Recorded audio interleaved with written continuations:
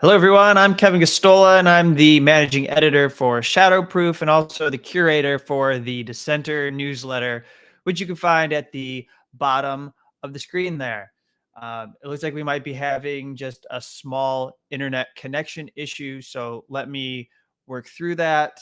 Let the connection catch up here, and then we'll get going. But thank you. There are some people already who have been tuning in as we go live.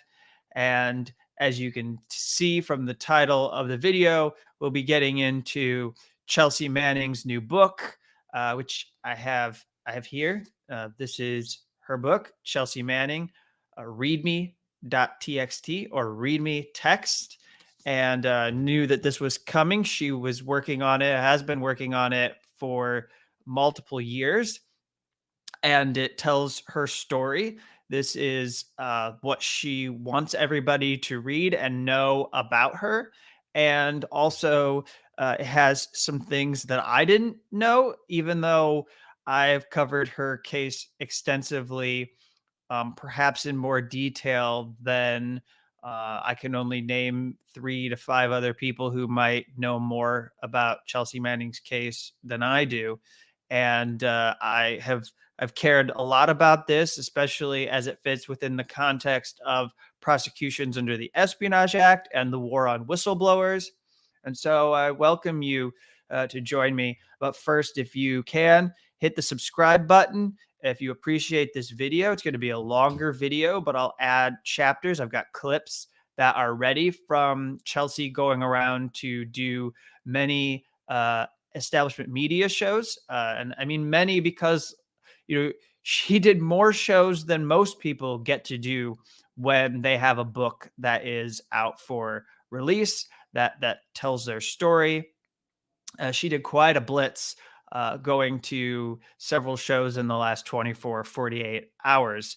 She also has had an op-ed that was placed in the New York Times, and she had Margaret Sullivan write a review of her book, or she benefited from Margaret Sullivan writing a review of her story in the New York Times. And I think that she's probably going to sell numerous copies of this coming of age story that she's written.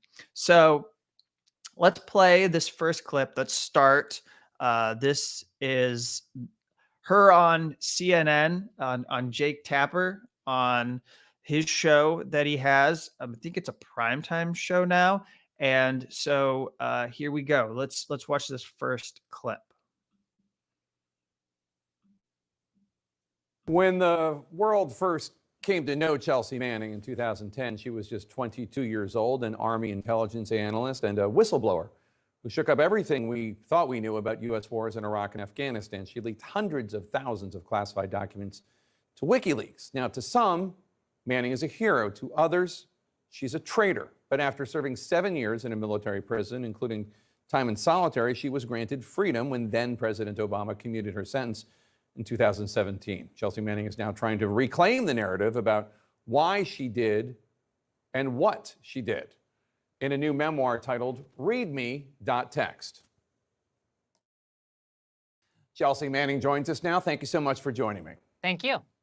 So the book is about offering your side of the story about why you leaked 750,000 documents, classified and sensitive, to WikiLeaks. What ultimately do you think pushed you to take that extreme step? Right. So what I think it boiled down to was this incredible discrepancy, this like cognitive dissonance that I had between what the public was, and I consider myself a very educated and informed member of the public prior to enlisting in the military and deploying to Iraq in 2010. But there was this discrepancy between what we had access to in the public versus what I actually finally saw on the ground and what we as a collective were really sort of seeing on the ground and experiencing every single day. One of the things that seemed to motivate your action, you write in the book that, quote, we, the occupying military force, didn't actually give a F about the Iraqi people. I have to say that's a pretty sweeping thing to say Yeah. about thousands of service members. I know men and women who served in Iraq who Yeah. absolutely cared about the Iraqi people. Yeah, I think that is a general statement, but a general sentiment. But yeah, what I encountered was the majority of people, we seem to care less about the civilian population, and we put ourselves first, which makes sense to an extent. But I also got the sense that even whenever we were saying that trying to protect or have some kind of involvement of the host nation, nationals, if you will, seem to fall to the wayside or be seen as more of a nuisance than as something that we should be concerned about. So All right, so I'm just going to pause that for a moment and cut in because I think what Jake Tapper is doing there is ridiculous. Obviously, the U.S. military didn't care about the Iraqi people and that their lives were not valued as much as the lives of soldiers, or that in fact the missions and the operations subordinated the well-being of Iraqis, that there was a destabilizing impact of occupation. That's exactly what happens in a U.S. military occupation, and the fact that the fact that she has to respond to this question, the fact that Jake Tapper is taking offense and speaking up for other U.S. military veterans or pitting her against U.S. military officers who were over there and making it seem like Chelsea is not honoring their quote unquote sacrifice by saying that the U.S. military generally didn't give a fuck about the lives of Iraqis.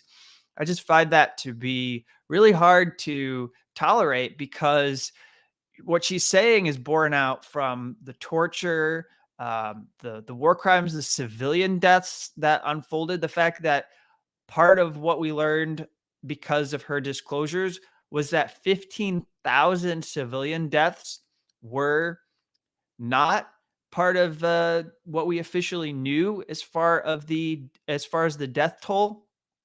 And so this idea that it's offensive for Chelsea Manning to express that Iraqi lives weren't valued, I think that's something to really challenge, and to suggest that that's not the reality. I mean, she's not saying that there weren't people in her unit that thought twice about killing or abusing an Iraqi. Of course, that's something that people, especially when they left and they're suffering and dealing with post-traumatic stress disorder, that's something that they had to wrestle with. But institutionally, especially from the top on down, I mean, we know that there was something called Frago 242 because of Chelsea from the Iraq war logs that she disclosed, which said that these military commanders were instructing other officers to look the other way as Iraqi police took Iraqis into their hands, interrogated them, abused them, tortured them. And those lives, there wasn't anything that the U.S. military could do for them. So I can't let what Jake Tapper is saying be what people understand as true about U.S. military and how they really did in fact care about Iraqis. the WikiLeaks happened in 2010.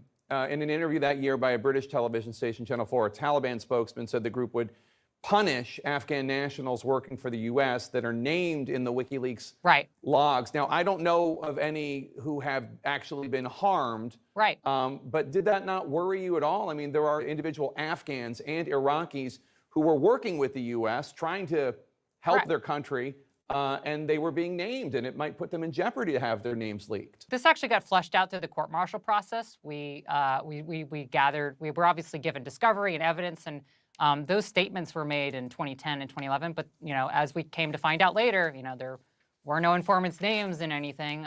So I think that this was an accident, or at least an assumption made on the part of the information review task force that was put together, where they made a statement that that it could put people's harms, could put people in harm's way.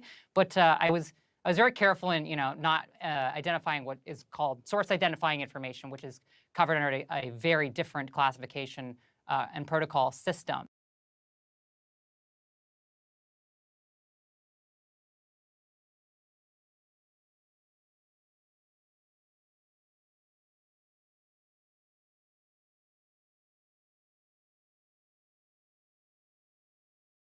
Sorry.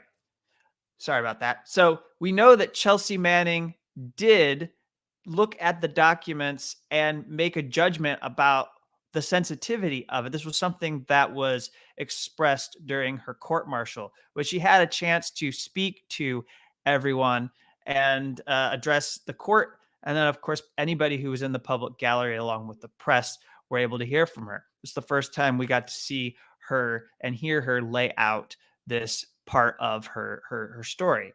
And so, thank you, everyone. Just want to say thank you for letting me know that the sound was off. I really appreciate it.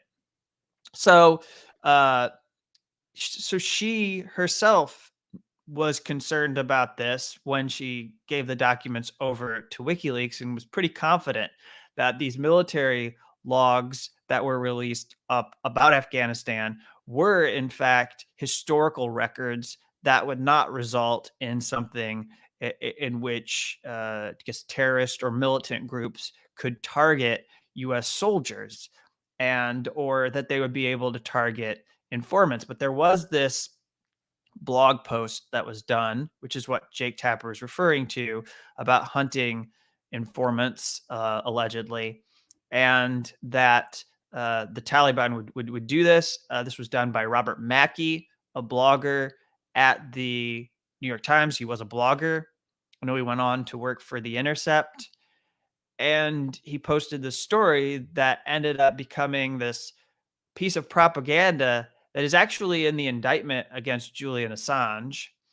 And so what we know is, in fact, it was more like the Taliban had read media coverage of the Afghan war logs. And so it was like the New York Times, where Robert Mackey was writing this story, they had learned through US press that these documents were available for the Taliban to go through, that there were documents on WikiLeaks, and then they went to the website or had the ability to do it. But in fact, we don't know that they were ever able to find names of informants inside those documents. There is no evidence that anybody was ever produced to them, that they went and identified somebody and threatened their life. And in fact, we know from Chelsea Manning's court martial that the U.S. prosecution tried to spin a lie in front of the judge. And that lie was that the Taliban had executed somebody after they got their name from a document published by WikiLeaks, which was leaked by Chelsea Manning. And in the end, it turned out that that person was not in a document and they had nothing to do with WikiLeaks at all. And in fact, it was kind of a cover that the Taliban had created, I suppose, in order to give their execution some extra terror, so to speak. And the judge yelled at the prosecution and said, "Move on," and that that she would not accept that was evidence that the Taliban had executed somebody named in a document. Something that Jake Tapper doesn't seem to know, recognize, or bring into that interview with Chelsea Manning. So let me take this down, and I'm going to put I'm going to present another clip here. This is all part of her media tour that she's doing for her book. I see somebody asking, why is she getting on these media shows? Well, she was able to get this book published by a very good publisher. And the publisher of this book, let's see, if we go to who published this is from Macmillan. It's from Farrar, Straus, and Giroux. And I think that the publisher is actually one that is part of the establishment and can get Chelsea Manning this kind of access that is necessary to media in order to market the book. And so that's why you're seeing her come on and tell the story. She's not being invited on to be a pundit and to share her views about crucial issues. Although there is one clip, but I'm not going to probably play it, but there is from her appearance on The View that she was able to talk about the raid on Trump's Mar-a-Lago estate and give her opinion about prosecuting Donald Trump. But she's being invited on because of the work that was done to book her on these shows. So let me get this. Let me share with this clip here. This is from ABC News Live. This first clip here is one in which, well, you'll see here. Only 34, so you've made it clear this is not a memoir, but really a coming-of-age story. Talk to us about, you describe a really tumultuous childhood with both of your parents being alcoholics, your mom trying to commit suicide, the divorce, you facing homelessness at a really early age. How did that all shape who you have become? It shaped all of me. Any one of those experiences would have been different, and it wouldn't be me, right? So, I did have a difficult upbringing. I mean, there were good times as well. But yeah, I felt, and I still feel to this day, like I was. I always felt underappreciated by my father, and I always wanted to just get my father to say, I appreciate you, I love you, I am proud of you, because it always felt like nothing was good enough for him. You talk about, though, in the book how your dad seemed to be proud of you when you joined the military. Yes. And your sister, conversely, you write, she told me I was a dumbass making a stupid, impulsive move, and that no matter how talented I was, there was no way I'd fit into the culture of the Army. How did you make that decision, going from just kind of starting to explore gay clubs at the time, and then joining the military during the height of the Iraq War during Don't Ask, Don't Tell? I wanted to rekindle the relationship with my father.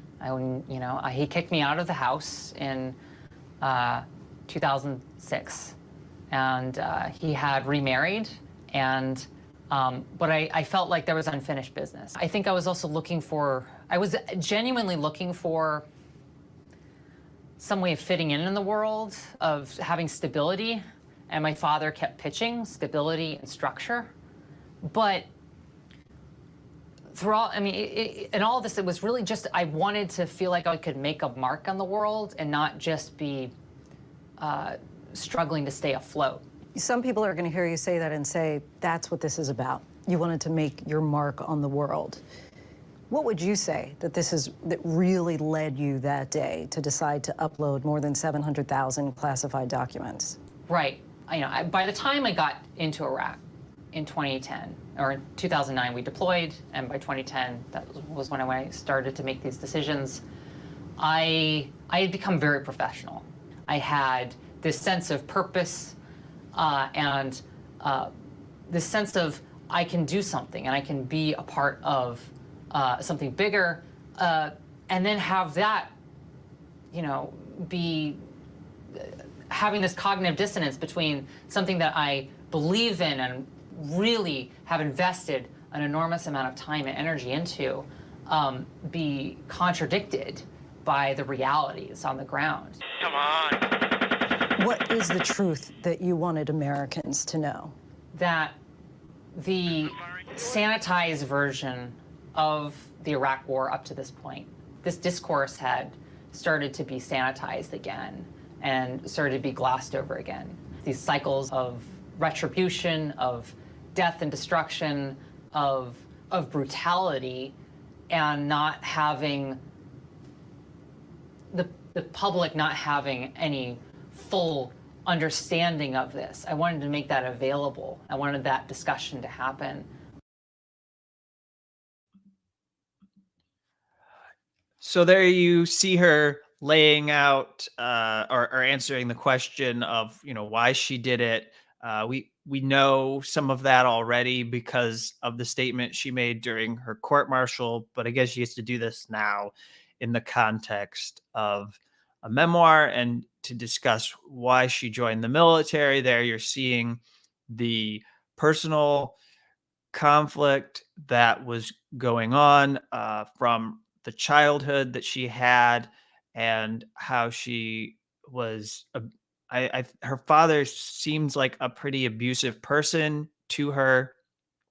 And I also know from covering the story that he wasn't really the most warm person after it was known that she was the source of the documents, that he played into the prosecution in some ways by participating in media interviews that uh, played into the scorn for Chelsea Manning, and talked about how she was troubled and that probably had to do with the release.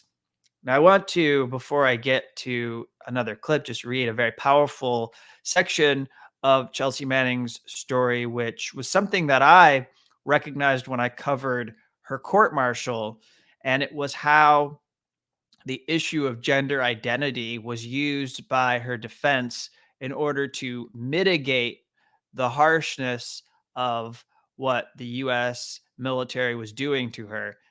We need to remember that she was prosecuted and charged with aiding the enemy, which is tantamount to treason.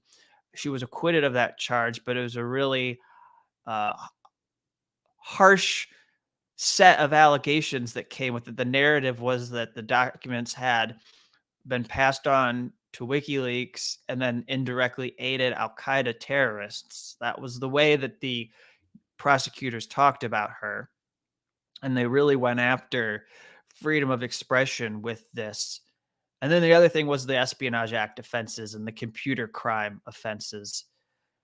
And so it was really difficult. And she describes this in detail. And being at Fort Meade, they had to come up with a strategy. And because there's no public interest defense, and this carries over to military court martials, it's not different from federal courts. She says they had to choose a mitigation strategy, which they really hated. And this is what she writes. My legal team used everything it could, including arguing that gender identity had pushed me to a breaking point. This strategy continues to weigh on me. The legal system forced me to effectively denounce who I was. I hate that my gender had to be brought up in court. While it's true that I felt overwhelmed by keeping my gender secret, there simply was not a causal relationship between that issue and my decision. And I worried that the argument we were forced to make gave ammunition to those who want to pathologize trans people, to suggest that being trans is itself a sickness or derangement. The truth of the matter was that despite all the stresses that probably contributed in certain ways, I acted as I did because of what I saw, because of the values I held. I think it's really important in this book for Chelsea to write that, because it was one aspect of her defense that never sat well with me. It's good to know that it was really difficult for her, but I understand, and I think she does too, that the reason why they took that tactic was because of how much you really had to focus on diminishing the potential for an even worse sentence, and also had to make sure you avoided the possibility of being convicted of that aiding the enemy charge. So there was a lot brought into it. And she writes about constantly wanting to be able to tell her side of the story in the trial. That's something that you hear from with a lot of these Espionage Act prosecutions, and that's not really something you're allowed to do. It is foreclosed. In fact, the government makes it so you can't ever share your whistleblowing motives in a court of law. Let me take this down. I will play the next clip. There's one more clip here from ABC News Live that I want to do next, and it is it's one that this is fairly quick here, but this question is it's right out of the narrative that is promoted by people who are really beholden to this national security religion as they anchor news shows. Well, you write, it's not possible to work in intelligence and not to imagine disclosing the many secrets you bear. So, yes, I would agree with that. On the flip side, though, there are thousands of people who've had a similar occupation and they didn't disclose classified information. But they thought about it. You think so? I know so. What kept them from doing it? Well, probably the same reason why I hesitated, which is, a opportunity, a career, being in the military and being in intelligence in itself is a lifestyle. It's not just a career. So in addition to losing your career, you get court-martialed and sentenced to 35 years, which was actually the harshest sentence for anyone who'd ever leak classified documents. So that to me was a key exchange in one of the interviews that has been posted here that she's done. She's asked directly to say why she believes that people in her unit or other military officers think about leaking. She's pretty confident that they think about exposing. I believe that you're asked to do things that really do test your morals. Killing people, being ordered and instructed to kill people is something that is going to affect any person, especially a young person. And so you question that later, you wonder, I mean, especially if you fail to save a life or if you're responsible for the deaths of children, you shouldn't have to explain this to somebody on the other side there, like this interviewer. And then when she's asked, well, why aren't people following in your footsteps? That should be patently obvious. The reason is because of examples that have been set, like Chelsea Manning. She's the reason. What happened to her is not something that anybody else wants to have happen to them. We have clear examples of people who have taken this step and been prosecuted under the Espionage Act. And we see what has happened to their livelihoods. There is a whole range of futures that lie ahead of you for you. And none of them are that great. It ranges from least worst to fucked up and bullshit. That's really what it comes down to. Least worst, and then just your life is utterly destroyed. You're ruined too, mentally and physically. I mean, Chelsea's not somebody who's a completely intact individual, and that's not through any fault of her own. She was put through solitary confinement. It exacerbated mental illness. And I'm sure that she would admit that there are lots of things that she will be dealing with for the rest of her life based upon the trauma that she endured. Who wants to leak files, even if they're ideologically committed to exposing war crimes, even if they have something to say about the corruption of their government? Who wants to take that risk? There's only going to be a small number of people, and I think Chelsea comes out as being a very unique person, because what you'll read in her memoir, if you pick it up, and I do encourage people to take a moment and go out and at least put this on your ask for it from your library and read it, and you'll learn that there is a unique set of circumstances to her, and she's actually grateful in the end to be arrested and removed from the military, because it was abusive to her. It was costing her, because she couldn't be herself. She couldn't be an open person. She couldn't be the transgender person that she is today. And so she was relieved to be arrested and taken away, and to know that that might be a dishonorable discharge. Of course, it ended up far worse than I think she thought. As far as the response to her disclosures, the hammer really came down very, very hard on Chelsea Manning, and that's why nobody else wants to do uh, what she did. And and then Edward Snowden's the other possible future. Let's go get exiled in a country that's an adversary, or let's go to a country that there are only a few in which you could go to, but let's find a country that is going to constantly be on the other side of the US, who people here in this country are going to be told are official enemies. And you will always feel like you have betrayed your people and your country, even though you release documents that serve them. And it serves the entire globe to know about the mass surveillance of the NSA. But when you get citizenship to protect yourself from this government that won't abandon its push to prosecute you,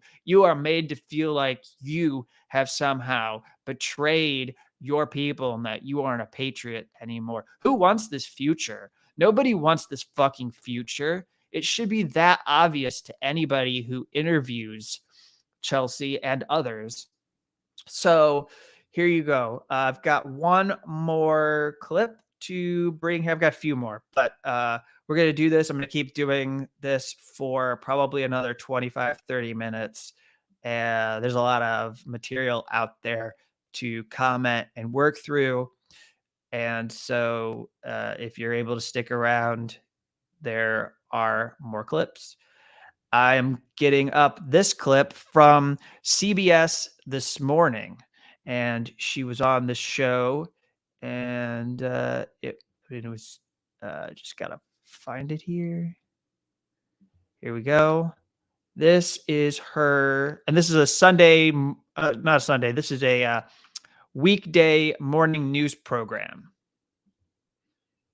The book that you didn't consider what the cost for your personal freedom would be in this disclosure. No one had gone to prison for something like this, right? It ended up being a very steep cost that you paid. Was it worth it? Is the world a better place? Well, I don't view it through that. I don't view it through the lens of whether it was worth it or not. I am very glad that, that the information is out there. And I think that, people can review it themselves. Unfortunately, I can't talk about it all. I can't talk about it all. And there's some redactions in the book because we went through the government review process. So, it was very difficult to try to tell the story. But you tell it well, you really do, because it's got your childhood in there, it's got the service overseas, and it's got the aftermath. Even in the aftermath, there are people on both sides of the political aisle who say you're a traitor, you committed a crime to rise to prominence. Even if you were right, you did it the wrong way. What do you say to those people? I don't really encounter them very often. So I don't really, it's mostly I'm asked by journalists this question. So it feels kind of dated. Like, I think that there was more of that a few years ago, but I'm not really encountering like those same criticisms as I would have in, say, 2010 or 2013. So you're in a no regrets state of mind right now? I'm not viewing it that way. I am very forward thinking, and one of the reasons why I wanted to write this book is to get past this period in time. I think that we're entering a very unstable period of time, and obviously, just sort of who I am and the way that I analyze the world, I have a lot of concerns about the future. I'm also optimistic about how we can overcome some of the challenges that we have ahead of us. There's an amazing moment. So I just want to take a moment to say that, to me, I view this in terms of what Chelsea Manning has gone through personally and the ordeal that she's faced and survived. And then there's the more broader issue of her case, and her case in the academic sense, the way that it fits into a whole chronology of prosecutions under the Espionage Act, the progression. This is what I detail and document and get into in my book that's coming, Guilty of Journalism, the political case against Julian Assange, that will be out in February. And what I'm getting to here is that she can personally move on. And I think she has every right to do that as an individual, and that she can put this chapter of her life behind her as she's talking about. And I think, I would applaud her for getting this all down in a memoir. It's not easy to relive some of the trauma that she's endured, but then go on and do the things that she wants to do next in her life. And as you'll hear from her interviews, she's doing DJing. She is a cyber security person who can help nonprofits. She's helping them to protect their systems. It seems like she's a consultant on these issues that have to do with, I think, digital freedom and privacy, and that is part of her daily work. And but then there is that very real fact that Chelsea is the source of the documents that were provided to WikiLeaks, and then Julian Assange was the editor in chief, and he's the founder of that organization. And Julian Assange is in jail right now. He's been detained, and he's at Belmarsh prison. And she doesn't really have a responsibility to say anything, and it's probably better if she keeps her mouth shut, because nothing she says can be used and weaponized by the U.S. government against Julian Assange. But it's going to be really difficult to move on from this part of history. Sorry, my cat is scratching up things. And I think I'm going to introduce you. Hey, everyone. So this is my friend who has come to visit the live stream. This is JoJo, who I just reacted to. You're supposed to keep your cool during these broadcasts and not get angry at your pets, but she was scratching, and we don't want to scratch. So say hello. And this is just a momentary diversion from a very serious conversation that we were having. Now I'm going to put her down, having acknowledged her. And I think maybe I'll be able to finish this broadcast, I hope. Okay. So, all right.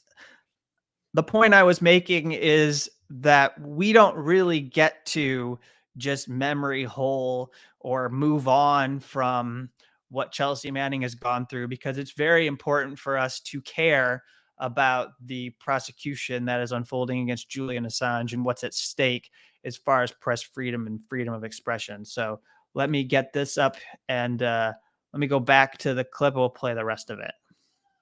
In the book where you've uploaded all these documents to WikiLeaks, and then at the same time you're done with secrets in your personal life, and you begin to be more public about your transition. Right. That's a big part of the book, your fight to transition while in prison, in a military prison.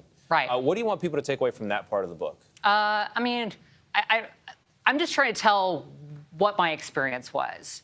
Obviously, I needed access to care, and I think that I got that. It took a little bit of fighting. Eventually, I got that access to care in the end. Yeah. It hasn't really even been, being trans can sort of be, I think, turn into something that more than it is, because once you go through the transition process, you sort of finish, like you sort of integrate into society. And so, I'm very excited about that part. But yeah, it was definitely a very difficult road to travel on. Yeah, very difficult road. Well, we're glad to see you on the other side of it. You are DJing again, first time in 15 years, recently in Brooklyn. I read all about it. Right. The music is, I think, too hip for me, but big fans out there. You're going to do it again? Yes. I'm doing it actually for the after party, for the book launch party. Am I invited? Chelsea Manning, thank you very much. README.txt goes on sale tomorrow. Coming up, Talk of the Table. We'll be right back. Sorry, I have to laugh at that guy who basically steps on his joke or witticism that he has for Chelsea Manning. Am I invited? We didn't even have time to get a reaction from Chelsea, which comes off very hacky. Anyways, so there's one more thing I want to say. So there you get a few more aspects of what Chelsea is expressing in her tour of the different shows. And I want to just bring up the fact that what we are hearing what we are hearing about from her, and how the stuff that she's describing, these war logs and the cables, everybody needs to know that this is all still classified. This is all material that she can't talk about herself. So there's very much that dynamic. And if we go to the part in her book, I want to show you. I'll show you what this looks like. Okay, so here, look. This is where she's talking about the Afghan war logs. This is what we see. This is missing. It goes like this. She writes, at the end of July, WikiLeaks organization had uploaded 75,000 records from what became known as the Afghan war logs to its site. The Guardian, New York Times, and Der Spiegel co-published them. The Iraq documents will be published later. Public sentiment, already turning against the war, dipped still more with facts revealed in the documents. And then there's a big space, a bunch of black bars. The fallout from the release of the Afghan SIGACs was instant and intense. So she can't really even talk about that, even though the war is over. We withdrew. We're now, Joe Biden's official policy has been to sanction and strangle the Taliban government in ways that are causing mass starvation of the Afghan people. But she can't talk about was in those historical records. U.S. government is still claiming secrecy over those records. So we go to the other part of the book where we've got, it gets even more intense. So here you see this. This is the part about the Iraq war logs.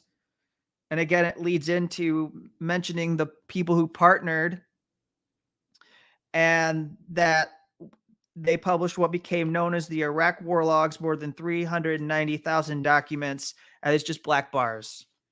And the next thing is, people from the libertarian right and the far left defended me. And she mentions Daniel Ellsberg and some people who were for her. And then she mentions some attacks, and including Mike Huckabee saying that she ought to be executed. So we just don't get anything on the Iraq war logs from Chelsea. And then this other section is on the Chelsea. It's on the cables. It's on the cables.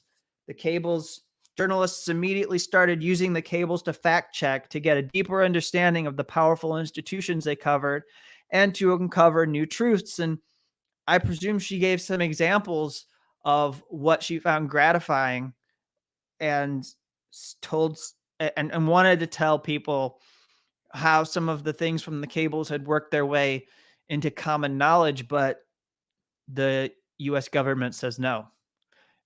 We destroyed you. We tortured you. The UN Special Rapporteur on Torture wrote a thing about you being cruelly and inhumanely treated. We commuted your sentence. You're out.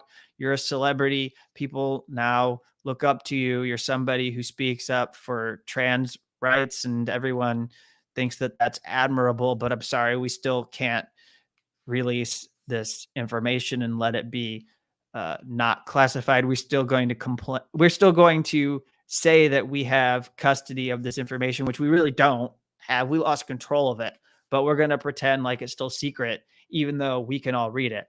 And the punishment that you're going to have to deal with for the rest of your life is that you can't talk about this material that everybody else can talk about, because they know it. They can read the documents, and I can say whatever I want to Chelsea if in an interview, and she can't say anything to me about these documents. She can't say anything to those people who are talking to her. They know the boundaries. They know that there are specifics that she can't get into. They're very clear on that. So, all right.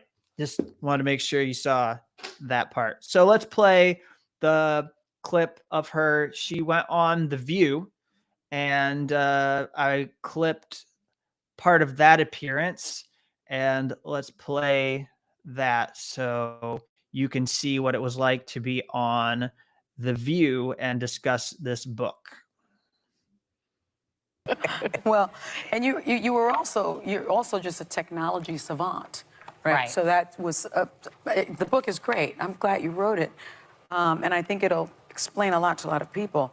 So in 2010, several months after deploying to Iraq, you made headlines around the world after releasing these documents, $750,000 of them, related to U.S. operations in the Middle East and Guantanamo Bay, including a now infamous video of a 2007 helicopter attack on insurgents in Iraq that left a number of innocent civilians and 2 journalists dead. Right. I remember that video to this day, thinking our government doesn't do that. Right. Right. What led you to decide that leaking military secrets, because those were secrets, was your best course of action? So I considered myself a very educated and informed citizen prior to enlisting in the military, and as was going through training.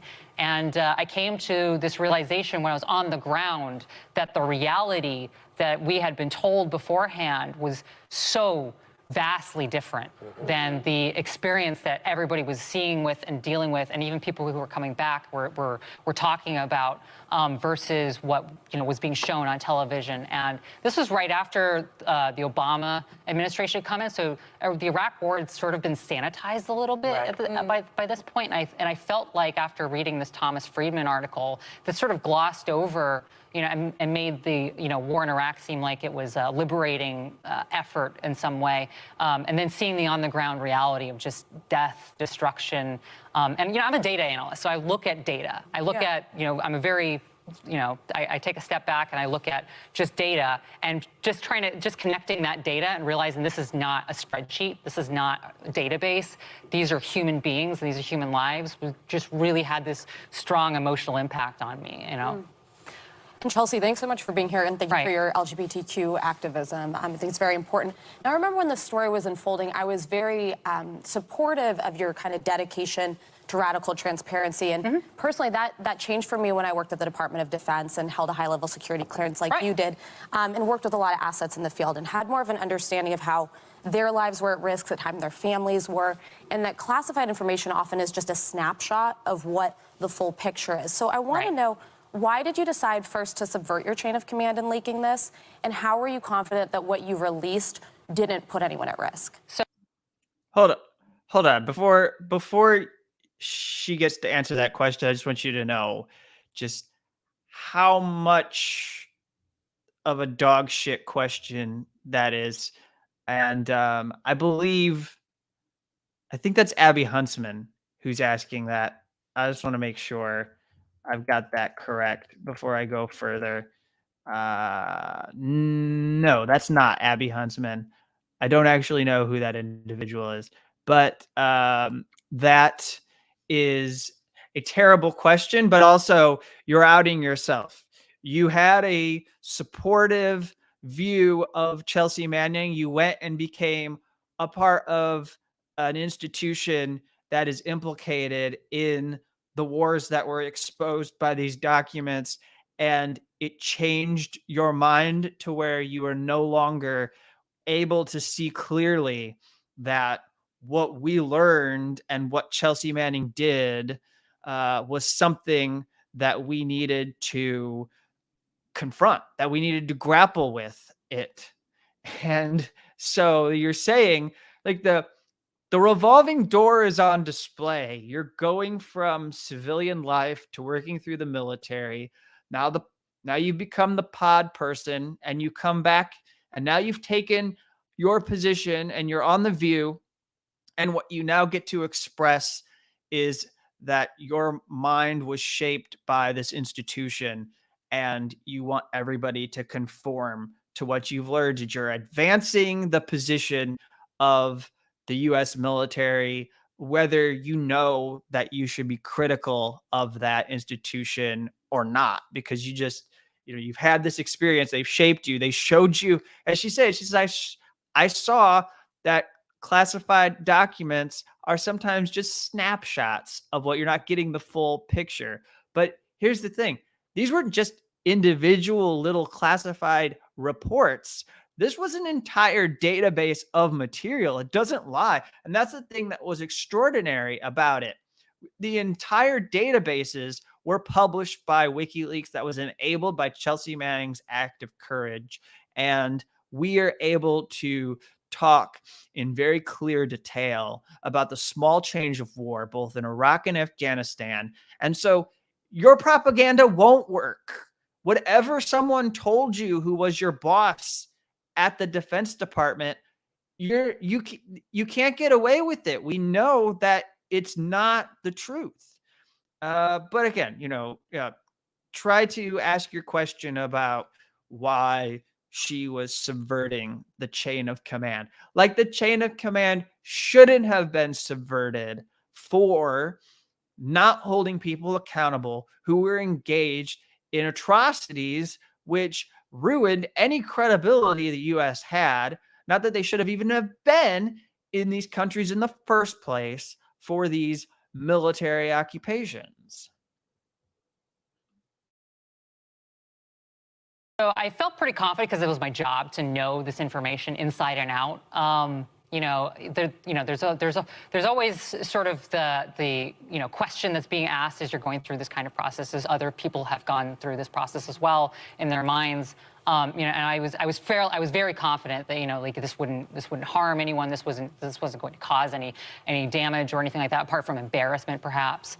I understand the back and forth between secrecy versus secrecy versus transparency. But I think that the reality of the 21st century that we're in, leans towards transparency, regardless of even whether or not I don't think that governments or even corporations are really going to be able to maintain that level of secrecy anymore. And I think that I've come to acknowledge that I think that the state is going to really struggle with the idea of information, because we're drinking from a fire hose constantly. You see a Twitter feed and just constant information.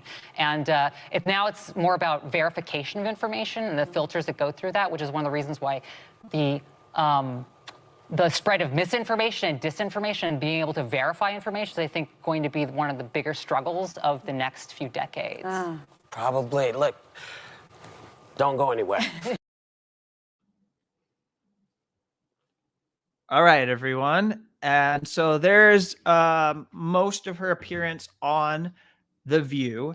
And there is a clip that's going around, as I mentioned earlier, about Trump and the raid on his estate. Look, I'll just say here, I've got one more clip that I want to play. And this is her describing the message that she wants trans kids to know. And I think it's something that is a good point to end on because it is really what Chelsea Manning has thrown herself into. We need to remember that her fight for gender affirming care in military prison was something that was very visible. It challenged something institutionally. It challenged a bigotry that was within the government. It influenced me. It shaped my understanding of what people go through who are struggling for transgender rights. And so I will never forget the impact it had on me and understanding what it means to transition, that all of that, there was an education that I went through years ago. So I'll end on that point. But I just want to make one point here before I wrap up, which is to say that I don't believe that Chelsea Manning has betrayed Julian Assange. I don't believe that she has sold him out. She hasn't spoken up for Julian Assange. I haven't found anything from her interviews or in her memoirs that say anything about Julian Assange and what she thinks the risk is to press freedom and freedom of expression. But stop it, please. My cat, I'm sorry. You give me a minute. Will you stop, please? Come here. Come here. Come here. Come here. Hello, everyone. This is JoJo again. She is causing trouble and still does not feel seen. And so let's give her an opportunity to be seen by the world. Hello. Hello. This is my distraction. This is why some of the stuff that I'm saying is somehow trailed off in places awkwardly. And this is why sometimes it sounds like I'm being mean because you're scratching stuff that I don't want to be scratched. So please bear with me. I'm going to get back on point and finish the broadcast with some grace. But I have my cat here to show to you. Hello, say hello. Okay, you don't want to? That's fine. Can you please let me finish the broadcast? That would be great. Thank you. All right. I wish I had somebody to wrangle a cat so that it would be easier to do this. Cats don't like being locked in rooms, and that's abusive. So we're not going to do that. We just kind of hope that they find something else to do and are distracted. Enough about my cat. What I was trying to say is that there is this sentiment that exists among people who follow my work that Chelsea hasn't done enough for Julian Assange. But yes, yeah, that's true. The JoJo believes that I should do shorter clips, break them up, and not do this longer broadcast. But I just preferred to do a whole hour-long show to talk about Chelsea Manning's tour. And so the reason why I don't think that this is true, that Chelsea has not done enough for Julian Assange, is she went to jail for a whole year. Don't forget about this. She went to jail for a whole year for Julian Assange. Now, she says it's for herself, but honestly, it was on the principle that she was going to not testify against WikiLeaks founder Julian Assange and feed into a prosecution, of a political prosecution. And she put herself through quite a lot. And she even attempted suicide days before she was finally released and allowed to no longer be in detention. And so I don't think you can say that she's done anything to, well, look, that's the way it went. And so I think that she has, so here, I'll put this on the screen. This is Gerald. Gerald's responding to me. Kevin, she didn't go to jail for Julian Assange. Stop with the BS. Well, then what did she go to jail for? Why would you not agree that had a direct benefit to Julian Assange? It did. She could be an incredible witness for the US government and she could be turned against him. The US government has failed to do so. No matter her own personal beliefs about Julian Assange, the US government has yet to turn her into a witness that could be helpful during a trial against Julian Assange, and that's their failure. And they're kicking themselves because they weren't able to succeed in intimidating and harassing Chelsea Manning into giving them testimony about the statement that she gave to a military court. So going to wrap this up here with Chelsea's dedication to transgender kids. And then I'll be done here with this broadcast. So here we go to, this is the final clip of this marathon broadcast.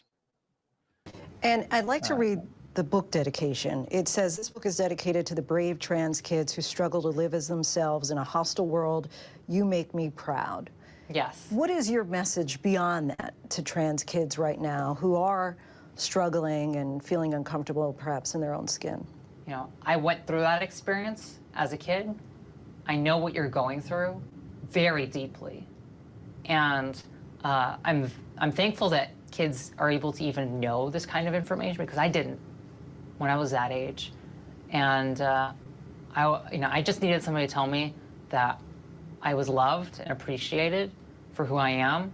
And that's all I want to say to them, is that you are loved, you are appreciated, and that there is a community, and we had a progressive moment in the last decade where we've been able to make advances and find ourselves and find our community. We may lose some of that in the next few years. That's unfortunate, but also we're survivors and we can make it through. I've seen resiliency and survivability and solidarity. Many of these laws that have popped up and these quote unquote debates that have popped up are going to roll back some of the progress of the last decade. That's not the end of the story.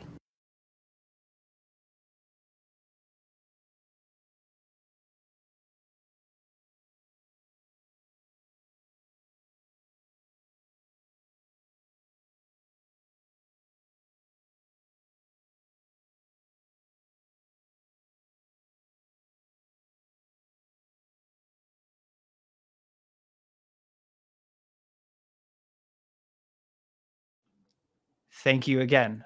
I'm sorry. So there have been parts of this broadcast that haven't been that great, but I have had a nice group of you following along, and I really appreciate it. We'll try to do better next time. Less cat, although I know that some of you wouldn't mind saying hello and seeing a cat. I'll try not to get angry and upset with my cat. Although the scratching of the like I'll cop to it. I keep my vinyl records right there, and I really don't want her scratching the album covers. So I'm sorry about the visceral reaction.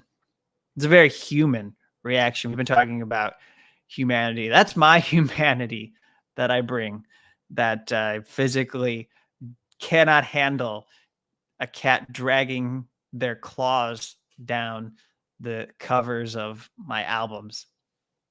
And then also will do better with the mute. Sorry.